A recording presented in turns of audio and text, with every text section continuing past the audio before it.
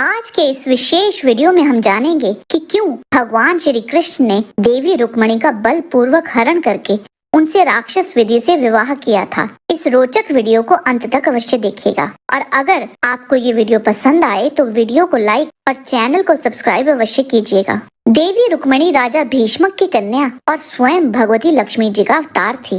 भागवत पुराण दशम स्कंद अध्याय 52 और 53 के अनुसार देवी रुक्मणी ने जब भगवान श्री कृष्ण के सौंदर्य, पराक्रम, गुण और वैभव की प्रशंसा सुनी जो उनके महल में आने वाले अतिथि प्राय गाया ही करते थे, तब उन्होंने यही निश्चय किया कि भगवान श्री कृष्ण ही मेरे अनुरूप पति हैं। भगवान श्री कृष्ण भी समझते थे कि रुक्मणी में बड़े सुंदर लक्षण हैं। वह परम बुद्धिमती है, उदारता, सौंदर्य, शील स्वभाव और गुणों में भी अद्वितीय है। इसीलिए रुक्मणी जी ही मेरे अनुरूप पत्नी हैं। अतः भगवान ने रुक्मणी जी से विवाह करने का निश्चय किया। रुक्मणी जी के भाई बंधु भी चाहते थे कि उनका विवाह श्री कृष्ण से ही हो, परंतु रुक्मणी जी का भाई रुक्मी श्री कृष्ण से बड़ा द्वेष रखता था।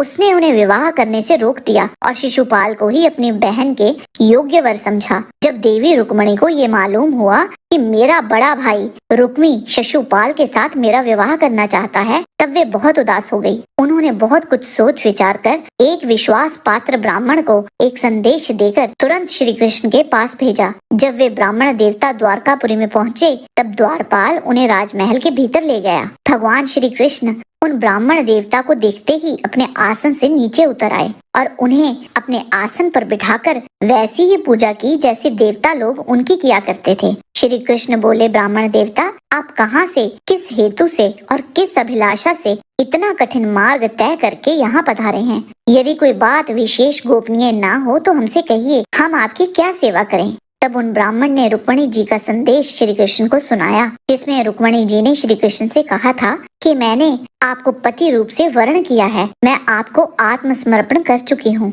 आप अंतर्यामी हैं, मेरे हृदय की बात आपसे छिपी नहीं है।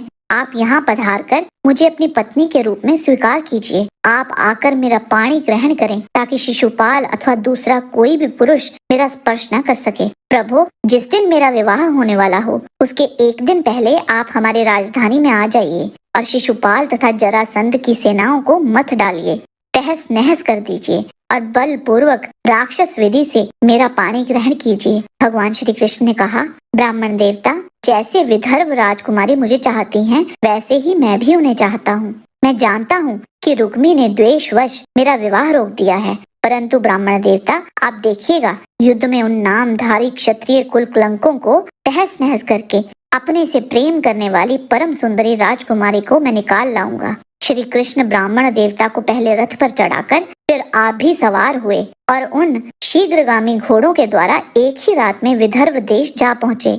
चेदी नरेश, राजा दम घोष तथा उनके पुत्र शिशुपाल भी रथों, पैदलों और घुड़सवारों की चतुरंगनी सेना लेकर कुंडिनपुर आ पहुँचे। उस बारात में शाल्व, जरासंध, दंतवक्र, विदुरथ और पौंड्रक आदि शिशुपाल के सहस्रों मित्र नरपति आए थे। वे सब राजा श्री कृष्ण और बलराम जी के विरोधी थे और राजकुमारी रुक्मणी शिशुपाल को ही मिले इस विचार से आए थे। विपक्षी राजाओं की इस तैयारी का पता भगवान बलराम जी को लग गया और जब उन्होंने ये सुना कि श्री कृष्ण अकेले ही राजकुमारी का हरण करने के लिए चले गए हैं, तब उन्हें वहां लड़ाई झगड़े की बड़ी आशंका हुई। यद्यपि वे श्री कृष्ण का बल विक्रम जानते थे, फिर भी भातृ स्नेह से उनका हृदय भर आया। वे तुरंत ही हाथी, घोड़े, रथ और पैदलों की बड़ी भारी चतुरंगनी सेना साथ लेकर कुंडिनपुर के लिए निकल पड़े। इधर देवी रुक्मणी भगवान श्री कृष्ण के शुभागमन की प्रतीक्षा कर रही थी। उन्होंने देखा कि श्री कृष्ण की तो कौन कहे, अभी ब्राह्मण देवता भी नहीं लौटे हैं,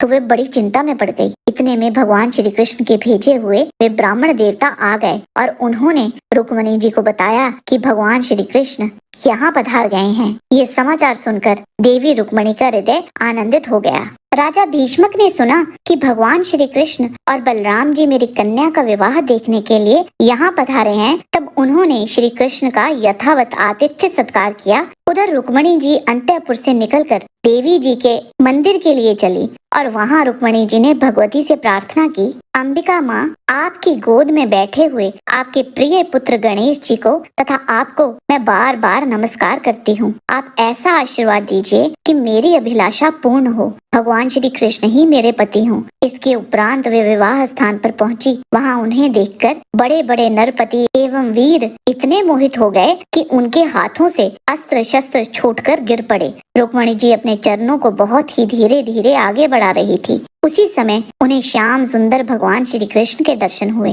राजकुमारी रुक्मणी जी रथ पर चढ़ना ही चाहती थी कि भगवान श्री कृष्ण ने समस्त शत्रुओं के देखते ही देखते उनकी भीड़ में से रुक्मणी जी को उठा लिया और उन्हें अपने रथ पर बिठा लिया। इसके बाद रुक्मणी जी को लेकर भगवान श्री कृष्ण बलराम जी आदि यदुवंशियों के साथ वहां से चल पड़े। उस समय जरासंध तथा अन्य राजाओं को अपना ये बड़ा भारी तिरस्कार और यश कीर्ति का नाश सहन ना हुआ। वे सब के सब चिढ़कर कहने लगे, अहो हमें धिक्कार है, आज हम लोग धनुष धारण करके खड़े ही रहे और ये गवाले हमारा सारा यश छीन ले गए। तब वे सब धनुष लेकर भगवान श्री कृष्ण के पीछे दौड़े। वे यदुवंशियों पर बाणों की वर्षा करने लगे। रुक्मणी जी ने देखा कि उनके पति श्री कृष्ण की सेना बाण वर्षा से ढक गई है। तब उन्होंने भयभीत नेत्रों से भगवान श्री कृष्ण के मुख की ओर देखा। भगवान ने हंसकर कहा, सुंदरी डरो मत, हमारी सेना अभी तुम्हारे शत्रुओं की सेना को नष्ट किए डालती है। इधर गद और संकर्षण आदि यदुवंशी वीर अपने बाणों से शत्रुओं के हाथी घोड़े